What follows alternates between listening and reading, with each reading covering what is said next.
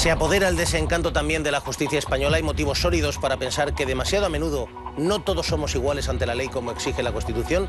¿Y tienen o no tienen los jueces los medios suficientes para investigar y llevar a cabo su labor? ¿Hasta qué punto están contaminados por la politización y hasta qué punto reciben presiones?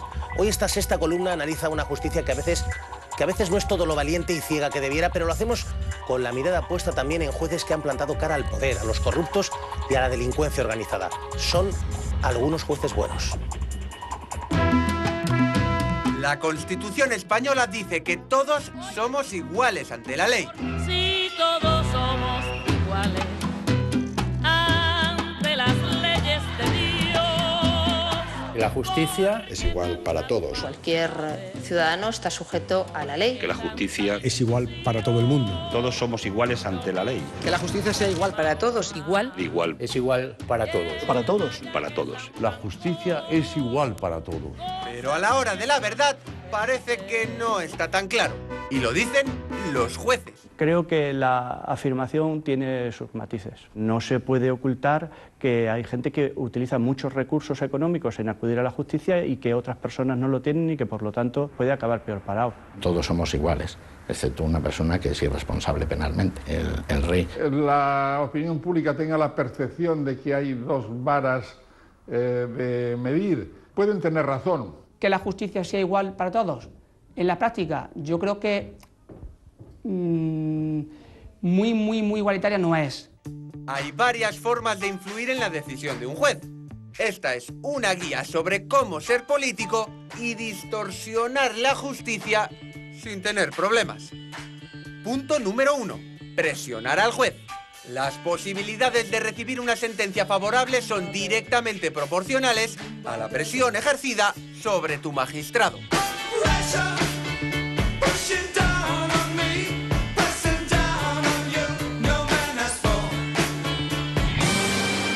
La jueza del caso Pokémon de corrupción en Galicia recibió, según la denuncia, amenazas e insultos de uno de los imputados.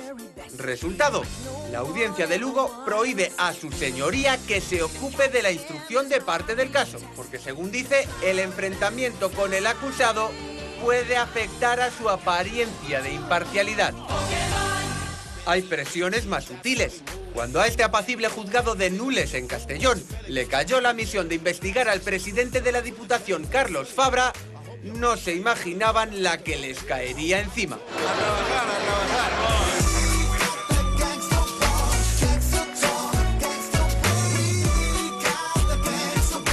¡Me cago en Satanás, coño! Que Dios os bendiga a todos. Uno tras otro, los jueces que se metían con el todopoderoso líder fueron cayendo. 2 pidieron el traslado por motivos personales. Otros 2 fueron ascendidos. Así, hasta 9 jueces y 4 fiscales, solo para llegar a esto.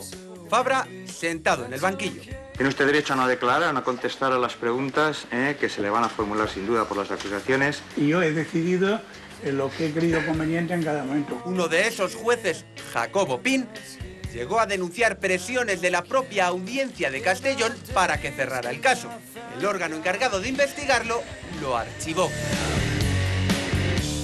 Una población pequeña, un poder político excesivo, y se dio la circunstancia de que pues mucha gente abandonó. Esto no es bueno. Mire, si un juez con poca experiencia o con mucha, me da igual, llega a un órgano judicial donde se encuentra un asunto de corrupción enorme, complicadísimo, lo más probable es que a los 2 años pida destino, que es su derecho.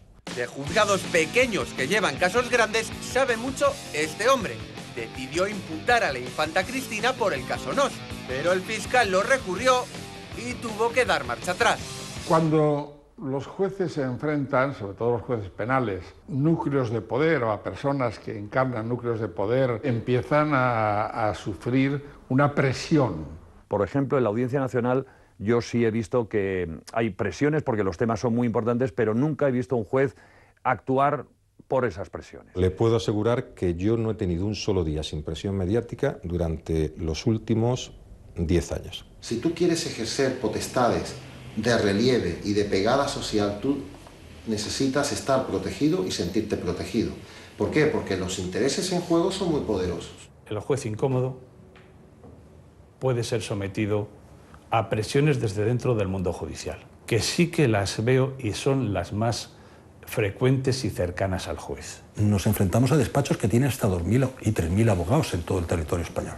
Si uno de esos despachos decide hacerle la guerra a un juez, ese pobrecito juez tiene que tirarse al suelo y pedir árnica, porque no puede hacer otra cosa. La siguiente fórmula que tiene un político para manipular a los jueces es quitarles su herramienta de trabajo principal, la investigación policial.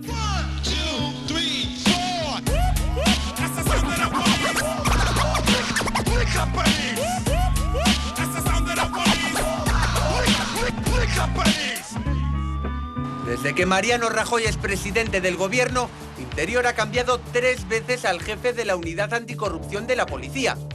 Primero fue él, Enrique Rodríguez Ulla. De mi cargo de comisario general de Policía Judicial. Investigó el ático de Marbella de Ignacio González, presidente de la Comunidad de Madrid. Apenas duró medio año en el cargo. Después llegó José García Losada, que se volcó con el caso Bárcenas. A los 15 meses le destituyeron. Más ejemplos de desarme de la justicia. Baleares, meca de la corrupción política, contaba con una unidad especial de investigación judicial contra la corrupción. No daban abasto. Investigaron a Matas por el Palma Arena, a Munar por el caso Candomenger y a Urdangarín. El gobierno respondió reestructurando sospechosamente su organigrama. Para algunos la desmanteló, aunque para Hacienda solo sufrió un cambio organizativo. Hay que tener en cuenta que esas remodelaciones de las que habla de la policía tienen también una curiosidad, y es que a uno de los policías que estaba cesado por falta de confianza lo han nombrado un cargo, y al que estaba investigando la Gürtel le han mandado a otro destino. La Policía Judicial debiera tener un estatuto semejante al de otras en las que se garantiza la imparcialidad, y por eso precisamente se crearon las unidades de Policía Judicial, para que se dependiera de los jueces y no del gobernante de turno. Otra cosa es que eso en la práctica a veces no es así. Junto a la policía, el otro enemigo de los políticos amigos de lo ajeno es la Fiscalía Anticorrupción.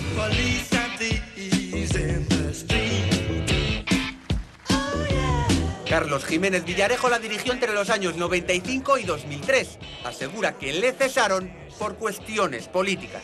A mí, como fiscal anticorrupción, me jubiló el Partido Popular porque me cesó. Finalmente, el problema que lo acabó de cerrar todo es cuando decidí y planteé rigurosamente investigar el famoso Tamayazo. Tenemos una fiscalía que se destruyen los ordenadores en el caso Bárcenas y no investiga la destrucción de pruebas, que es un delito gravísimo. Cuando, oiga, ¿de verdad usted cree que esto no es delito? ¿En serio? O sea, ¿está usted diciéndome en serio que no ve aquí delito? Lo estamos viendo todos y usted no. Si de verdad queremos una fiscalía que defiende la legalidad, tiene que ser independiente. Pero cuando ese fiscal está sometido a una dependencia tan grande, puede llegar a convertirse en un títere. Y cuando todo esto falla, los políticos tienen aún una tercera receta de control de los jueces. Directamente, elegirlos ellos. Los principales órganos judiciales de España están controlados directa o indirectamente por los 2 grandes partidos políticos. Pasa en el Tribunal Supremo y en el Constitucional. Su actual presidente pagaba, al menos hasta 2011, la cuota de afiliado al Partido Popular. No tengo duda de que voy a seguir en mi puesto. Hay más, el órgano que manda sobre los jueces, el Consejo General del Poder Judicial, también es elegido por PP y PSOE. Los miembros del Consejo General del Poder Judicial, a mi modo de ver, tal como lo demuestran en el día a día, ejercen una función fundamentalmente política, no judicial. Que sí que aparecen claros indicios es de abuso partidista y sectario de los órganos de gobierno judicial. Los jueces deben elegir a sus jueces representantes en el Consejo, como pasa en la mayoría de los países que tienen una institución parecida al Consejo del Poder Judicial. Un ejemplo de cómo se elimina a jueces conflictivos es, para algunos, Baltasar Garzón. Cuando llevaba el caso más comprometedor para el Partido Popular, la trama Gürtel, abrieron contra él 3 causas simultáneas. Por ordenar escuchas a los cabecillas de la trama, por la financiación de unos cursos en Nueva York y por investigar los crímenes del franquismo. Reivindico mi derecho a la inocencia El Supremo le absolvió por los crímenes del franquismo y archivó por prescripción la causa de los cursos. Sin embargo, le condenó a 11 años de inhabilitación por las escuchas, expulsándolo así de la carrera judicial. Se levanta la sesión. Muchas gracias a todos. Presionar a un juez es un delito. Coaccionar a un juez es un delito. Pero cuidado, que el juez se deje presionar es prevaricación. Entonces, cada palo que aguante su vela.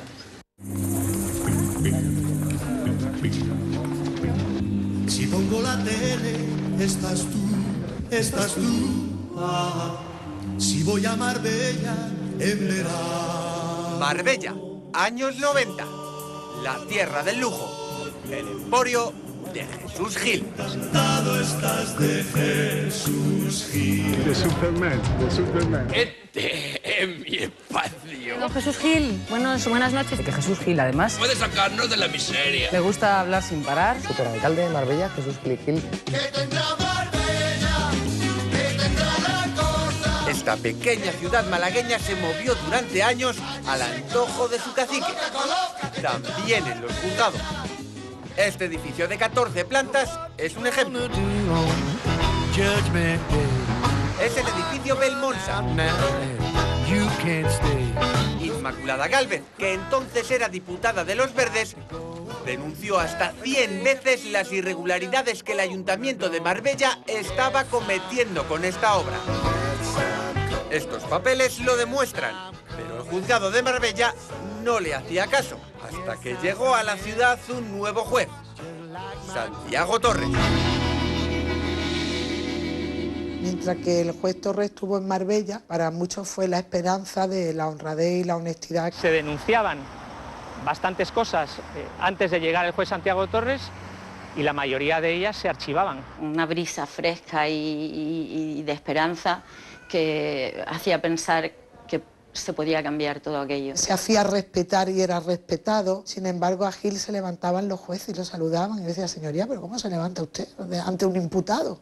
Si lo primero que hay que hacer es quitarle el don. Yo recuerdo, por ejemplo, cuando El Mundo destapó el 17 de octubre de 1999 el llamado caso Saqueo 1, y yo quise subir al despacho del juez de guardia para saber si iba a emprender diligencias. Y cuando le pregunté, me dijo, no sé de qué me habla, yo solo leo prensa deportiva, El Marca y El As.